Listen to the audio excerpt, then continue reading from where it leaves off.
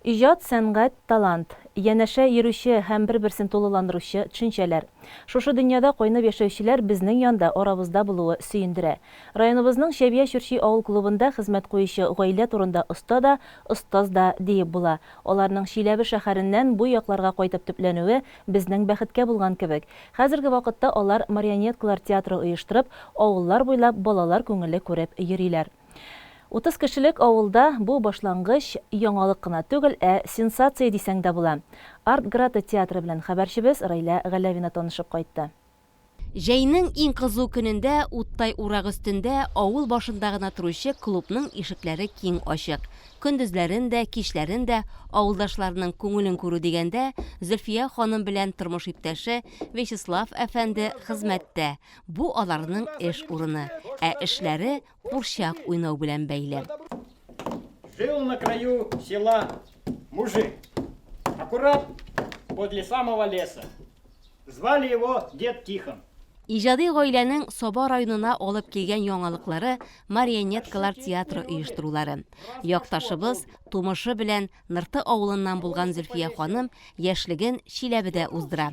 Биредә ул сәнгать институтын тәмамлый, хореограф була, 45 ел үзен бу һөнәргә багышлап, меңәрләгән кешене бию серләренә төшендерә. Лаеклы ялга чыккач, туган як, туган нигез үзенә тарта. Ул тормыш иптәше белән бер фикергә килеп, әти-әнисеннән калган өйләренә кайтып, яшәргә карар кыла. Минем туган ягым Олы Нырты. Мин бик яратам үземнең туган якларымны. Мин гомер буенча Чиләбедән Казанга күчеп китәсем килде. И наконец-то мине Слава алып кайтты. Шушы туган җирмә. Безгә бик ошый монда. Славага да бик ошый. Туган як, тәмле як. Иҗат дигәндә тынгысыз Зөлфия ханымны Нырты мәктәбенә хореограф эшенә чакыралар. Укучылар белән бик тырышып бию дәресләре алып барганда Шәбия Чүрчигә клубка мөдир итеп билгелиләр. Яңа эшкә яңалык кирәк диеп, янына тормыш иптәше Вячеславны да чакыра. Моңа кадәр 3D анимация мультфильмнар эшләү белән мавыккан иргә курчаклар ясау, марионеткалар театры оештыру идеясы килә. Я пытался создавать мультфильмы. Много лет я на это потратил. Очень много. Это очень тяжко. А здесь это помогло справиться с куклами. Вот. И как-то легко пошло. Героебыз бу эшкә үз белдеге белән менә шулай җиңел генә кереп китә.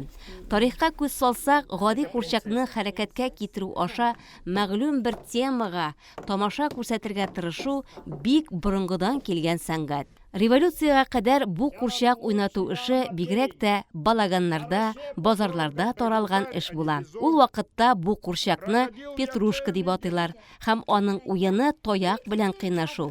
Сүзләре дә курчак уйнатучының авызына сыбызгы кабып, тупас, дорфа сөйләүләреннән тора. Революциядан соң бу төр сәнгать үсә һәм халык арасында, бигрәк тә балалар арасында популяр театр булып китә. Курчак театры өчен махсус пьесалар языла башлый. Аның сәхнәсендә инде петрушкалар гына булмыйча, халык әкиятләрендәге геройлар гәүдәләнә. Рус һәм Европа классикларының әсәрләрендәге образлар сәхнәгә баса. Вячеслав та авторларның иҗатларын өйрәнеп, балаларга якын булган бу курчаклар дөньясында бар хыялларын, мөмкинлекләрен эшкә җигеп иҗат итә. Меня привлекает реакция детей. Вот прямо за душу трогает. И меня вдохновляет, дает силы. И рождаются идеи создать что-нибудь такое, чтобы детям было в радости. Вот это меня заставляет двигаться. Прям не знаю, откуда силы берутся. Они появляются, прямо вот творю и творю. Мне ходить сегодня лень, сяду лучше я на пень. За расщепу дергать буду.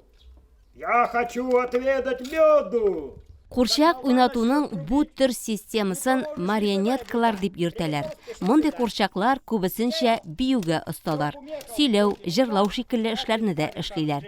Марионеткаларның курчак булу ягыннан уңай яклары шунда, алар сәхнәдә бөтен гәүдәләре белән күренәләр һәм аяклары белән идәнгә басып йөриләр. Здравствуй, Федя! Ты да я, мы теперь одна семья.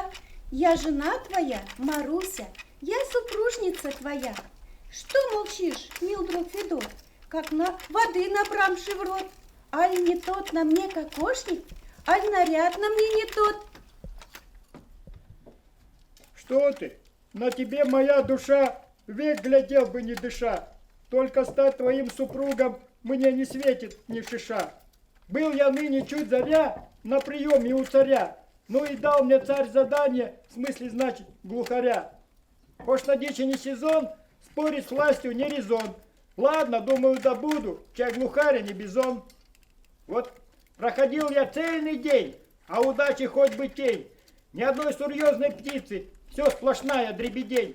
Вот теперь мне, мил дружку, не до плясок на лужку. Завтра царь за ента дело мне оттяпает башку. А такое ни к чему, ни на службе, ни в дому. Потому как весь мой смысл исключительно в уму. Патша, патшабике, генерал, Маруся, Тихон карт, убырлы карчык, аю, ат. Һәр герой Вячеславның үз куллары белән туа. Ул аларны пеноплекс материалыннан ясый. Алар йөртергә җиңел булалар. Араларында балчыктан эшләнгәннәре дә бар. Андыйлар күтәрәмгә авыррак. Бу сәхнәдә уйнаганда да үзен сиздерә. Әлбәттә, артист булмаган героебызга авырлыклар моның белән генә бетми. Коллектив белән башкара торган күмәк эшне алар икесе генә алып баралар. Я, конечно, не актер, но проблема была в актерской игре. Одновременно управлять марионеткой и озвучивать роль. Это было сложно. Куклы не так сложно было для меня сделать. Я сделал как бы на коленках, можно сказать. А вот когда дело дошло до репетиции, прорепетировали. Первое было сыроватое выступление, но потом на втором-третьем уже сосредоточились. Уже, я думаю, мы неплохо выступали. Мы проехали по клубам сельским и домам культуры сельским. Артградты театр репертуарында бүгенгә 2 әсәр бар. Берсе Леонид Филатовның Укшы Федот һәм рус халык әкияте Вершки и Корешки исемлеләр. Өченчесенең дә өстендә эш бара.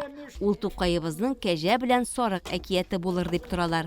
Моңа кадәр театр эшенә алар үз акчаларын гына тоткан булсалар, яңа әсәрләр өстендә эшләгәндә җитәкчеләр ярдәменә дә өмет итәләр. Я очень благодарен Загидуллину Рустаму Федоилевичу за то, что он дал возможность развиваться в этом направлении. Большое ему спасибо. И, конечно, они поддерживают. Мы, конечно, не просили еще, хотя надо. Но они понимают это и, естественно, они сделают поддержку нам. Вот. Я думаю, что следующую сказку, когда мы будем покупать материалы, они нам возместят стоимость материалов. Театр әзер чыгышлары белән гастрольләргә дә йөри. Мондый зур эш 35 кешеле авыл белән генә чикләнеп кала алмый әлбәттә. Балалар аларны һәр авылда да көтеп алалар. Biz Şebiye Şürşi klubunda en birinci күрсәттек, аннары соң Измә клубында күрсәттек. Шемердәнгә бардык, Иштуганга, Лесхозга бардык, и күп авылларга барып күрсәттек бу спектакльне. Шакырган җиргә барабыз. Мы только начали, вот год пройдет, а мы окрепнем. Будет у нас в арсенале хотя бы 3 сказки, а то пока одна. Вот, и тогда мы уже будем думать и замахиваться на гранты. А пока мы еще, честно говоря, не профессионалы еще. Стараемся. Будем расти, развиваться. И при поддержке руководства РДК вообще, я думаю, так все стремительно идет, я не ожидал. Рад, очень рад. Иҗади гаилә җәйнең иң матур вакыйгасы ул Казанда узачак Крутушка Республика фестиваленә чакыру алган. Хәзер шунда бару турында уйланып, репертуарларын һәм курчакларын барлыйлар. Алар өчен бу зур мәктәп һәм тәҗрибә бүлешү чарасы булып тора.